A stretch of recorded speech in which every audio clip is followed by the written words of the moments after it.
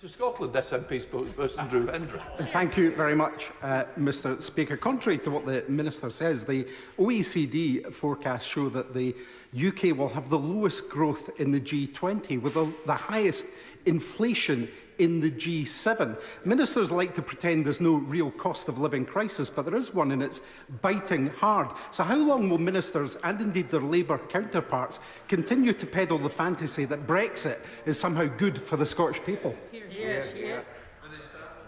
Yes, well, I'm afraid the biggest thing that would impoverish the people of Scotland is separation from the UK. After 16 years of SNP rule, longer than the Conservatives in England, the GDP per head in Scotland is lower, productivity is falling, employment is lower, inactivity is higher. It's not exactly a proud record. Drew Hendry.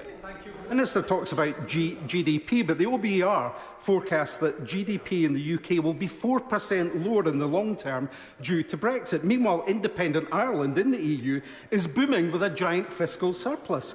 Given that the Tories, Labour and the Lib Dems are all now champions of Brexit, isn't it the case that the only way for Scotland to rejoin the EU is through becoming an independent country? The honourable gentleman knows that the IMF have forecast actually greater growth than France, Italy and Germany over the next few years.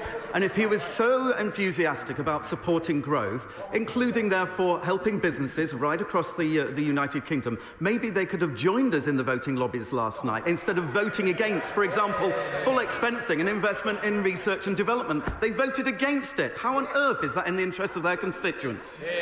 Late trouble.